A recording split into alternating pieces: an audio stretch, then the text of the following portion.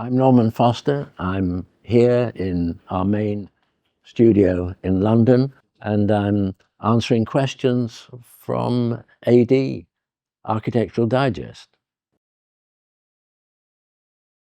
We are, all of us, fired by the prospect of design and realizing design. At the same time, we question, we challenge, and wherever possible, we innovate. We try to make change for good. But we're always aware of the historical dimension, whether that's cities in crisis, which always bounce back more strongly, whether that's Lisbon, earthquakes, the birth of seismic structures, whether it's cholera, London, New York, realizing the reservoir Central Park, creating the Thames embankment, modern sanitation, whether it's the Great Fire of London that created the terraces. In all of these cases, and I could give you more examples, the lessons of history is that cities bounce back stronger. We were really quite desperate for work.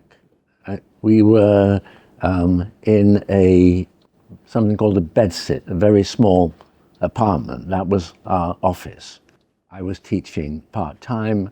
My late wife, because Wendy and I founded the practice, she was working in an architect's office and I was teaching part-time.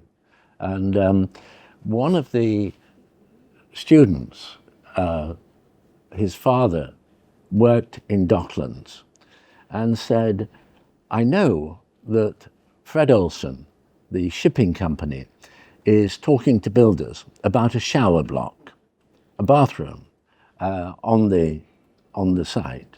And I could get you a meeting with the dock manager. Now that, when you think about it, is perhaps the most humble project that you could imagine.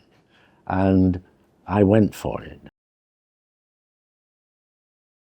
Design is really the social agenda. Design is to improve the quality of our lives, improve it materially, improve it spiritually. It's about concepts of beauty, it's about convenience, and technology. That is the means to those social ends, which is about innovation. And of course, that's linked to sustainability. And sustainability is linked to nature, because if you're working with nature, you're reducing energy, you're creating healthier buildings. We have been using AI for some time. That technology is not new. Of course, it's much more powerful, has greater capability. We've seen, since starting in practice, everything was hand-drawn. It's now on a screen. And all the themes of sustainability at that time, that was a fringe activity. Now it's absolutely mainstream and normal. So, with time, the context has changed, but we have not changed in terms of our philosophy. The human element, the contact, if you were commissioning a building or if you were a user in a building, you would have needs. We would have a conversation about that. If it's a city, it's a community. And if you're using the power, the digital power to be able to show how, making a positive change here, planting more trees here, changing the traffic pattern, you don't have to do it to find out whether it's as effective. You can actually anticipate that by modeling it. So all of these tools can engage a community in a bottom-up approach to making changes to make the city more healthy. Go for any project which presents an opportunity to design. And nothing can be too humble. The young individual or individuals who are starting a practice, nothing is wasted. Dare to take risks, and don't be ashamed of failure. Failure is only bad if you don't learn from it. So if you really do it well, nothing is wasted. So if you enter a competition and you don't win that competition, if you've really done justice to it, you will learn something. And that will then inform something else. And with the passage of time, I guarantee you will look back on that time when you were really sad and depressed. My God, we've lost. But the reality is that you may not have won the competition, but you've won something more precious. There was one project for a national German athletic stadium that would have been built in Frankfurt. And it was the end of that analog period. So everything was done by hand. And there are probably several thousand little kind of model people in that stadium. And the engineer who worked with me on that project, Jack Zunz, sadly no longer with us, said, Norman, in my career, if there was one project that I'd really like to see built, it's that project.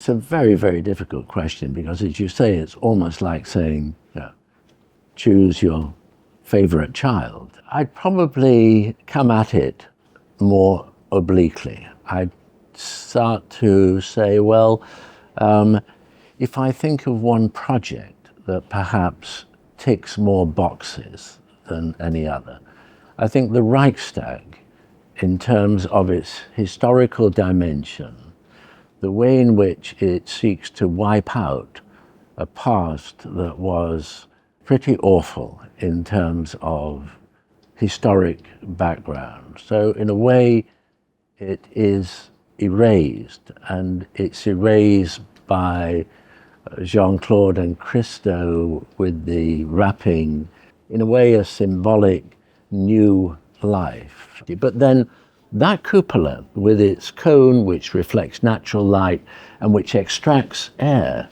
pulls air through the building, is part of the ecology, which makes it virtually a zero carbon building. So it's a clean energy manifesto. And this is going back to the 1990s. But above all, it is democracy in action on the skyline. And the public are symbolically above the politicians who are answerable to them. I probably select the Sainsbury Centre because it was the first public building, and it's about culture, it's about bringing together public galleries with a teaching facility for students, all under one roof. And it was for Lord and Lady Sainsbury, who became Bob and Lisa, and were like the grandparents that I never had. So there's a very personal dimension to that building. And then I'd start to say the same thing perhaps about the Millennium Bridge and the way in which it connects the prosperous North Bank, the financial heart of London, with traditionally the poorest South Bank. So it's a social equalizer, but it's also about pedestrianisation. It's about a new perspective on the river and a new kind of suspension bridge.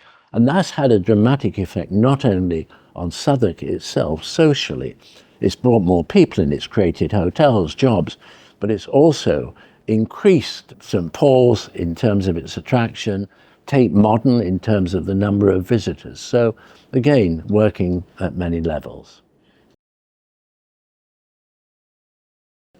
In Madrid in 2017, there was a big event in the Opera House, 2,000 young people, and one person said, Norman Foster, what advice would you give to somebody graduating? And And I, without hesitation, because it was instinctive, I said, the advice that I would give myself, stay a student. And then what do I mean by stay a student?